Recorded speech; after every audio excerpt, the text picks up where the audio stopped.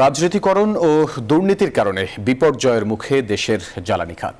দর্শক, রাজধানীতে এক সেমিনারে এমন মন্তব্য করেন জ্বালানি খাতের বিশেষজ্ঞরা। ব্যবসায়ীদের অভিযোগ, দফায় দফায় দাম বাড়িয়েও শিল্পে গ্যাস সরবরাহ করতে পারছে না সরকার। ফলে ব্যাহত হচ্ছে উৎপাদন, প্রভাব পড়ছে সামষ্টিক অর্থনীতিতে।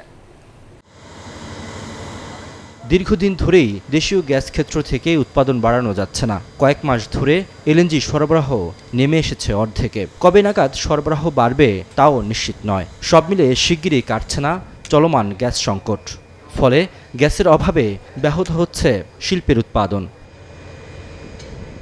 জ্বালানি বিশেষজ্ঞরা বলছেন, বিগত সরকারের অদূরদর্শিতা এবং রাজনীতিকরণের কারণে এ খাতে এমন বিপর্যয়। বুধবার রাজধানীতে international business forum of Bangladesh আয়োজিত সেমিনারে এসব কথা বলেন জ্বালানি বিশেষজ্ঞরা। গ্যাস সেক্টরে আমরা এই নিজস্ব ড্রিলিংটা বন্ধ করে দিয়েছি। সরকারে ব্লেম করছি, অ্যান্ড অফকোর্স তাদেরই বেশিরভাগ ব্লেম তাদের নেওয়া দরকার। কিন্তু যেটা আমরা লক্ষ্য করছি অনেক সেক্টরেই তাদের হাতে অতিরিক্ত ক্ষমতা ছিল। But we want to see some action, we really want to see some action. যে এই গভর্নমেন্ট দেখাবে যে ওরা এই যে তিতাসে যে চুরি হয়, এই গ্যাসের এই চুরিটা যদি কন্টিনিউ করে, আপনারা চিন্তা করেন আমরা এলএনজি এত এক্সপেন্সিভ ইম্পোর্ট করে আসছি, সেটা চুরি হয়ে যাচ্ছে। যে ক্যাপাসিটি আমি ব্যবহার করিনি সেটার পেমেন্টটা কত? ব্যবহৃত ক্যাপাসিটি পেমেন্ট তো আছে, অব্যবহৃত ক্যাপাসিটি পেমেন্ট কত দিয়েছি সেটা দেখতে হবে। এই 1,00,000 কোটি টাকা বলা হয় এটা সম্পূর্ণ ক্যাপাসিটি পেমেন্ট, বাট এটার মধ্যে কিন্তু প্রচুর অংশ আছে যেটা ব্যবহৃত হয়েছে।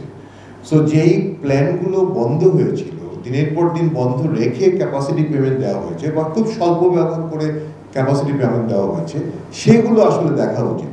ব্যবসায়ী সংগঠনের নেতারা বলেন, একদিকে যেমন গ্যাসের সংকট, অন্যদিকে এর সঠিক বন্টনও হয়নি এতদিন। আমি 2015 সাল থেকে 2024 সাল পর্যন্ত আমাদের গ্যাসের মূল্য বৃদ্ধি পেয়েছে 260%। 2015 সালে গ্যাসের দাম ছিল 4 টাকা 18 পয়সা ক্যাপটিভি, এবং 2024 এটা এসে দাঁড়িয়েছে 31 টাকা 50 পয়সা। জাস্ট আমার একটা হিসেব দেওয়ার জন্য, আমাদের ওই সময় পার কেজি সুতায় আমাদের গ্যাসের যে মূল্য, মানে গ্যাসের যে পার্টটা ছিল, সেটা ছিল 7 সেন্ট পার কেজিতে। এটা এখন প্রায় 23 থেকে 24 সেন্ট পার কেজি। বাংলাদেশের লোকাল ব্যাংকের ফাইন্যান্সে পাওয়ার প্ল্যান্ট হয়েছে। আপনি বিল অফ লেডিং যখনই ডেট পড়ে, তারপরে এটা বাংলা টাকার ব্যাপার হয়ে যায়। আমি কেন তাকে ডলারে পেমেন্ট করতে যাব? এখন আমরা পেমেন্ট করি যেটা অলমোস্ট ডাবল করছি। কারণ আমি যখন পাওয়ার প্ল্যান্টটা করেছি 65 টাকা ছিল ডলার, এখন 120 টাকা। তো আমি তাকে সেট করেছি ডলারে পেমেন্ট করব, এখন আমি ডাবল পেমেন্ট করছি। লোকাল অর্থায়নের কোম্পানি সিঙ্গাপুরিয়ান কোম্পানি হয়ে গেল। আগে আমি তাকে দেশের মধ্যে টাকা দিতাম, ডলার দিতাম বা টাকাতে দিতাম, এখন আমি টাকাটা সিঙ্গাপুরে পৌঁছায় দিয়ে আসতেছি। এই যে ডলার ঘাটতি, আমি তো বিদেশে টাকা পৌঁছায় দিয়ে আসতেছি আমার লোকাল কোম্পানিকে। আপনি নতুন একটা কোম্পানি করে নিয়ে আসেন, অমুক ইন্টারন্যাশনাল কোম্পানি, নতুন করে ফান্ড নিয়ে আসেন, আমি আপনাকে ডলারে পে করবো বিদেশে, because you have to amortize in dollars.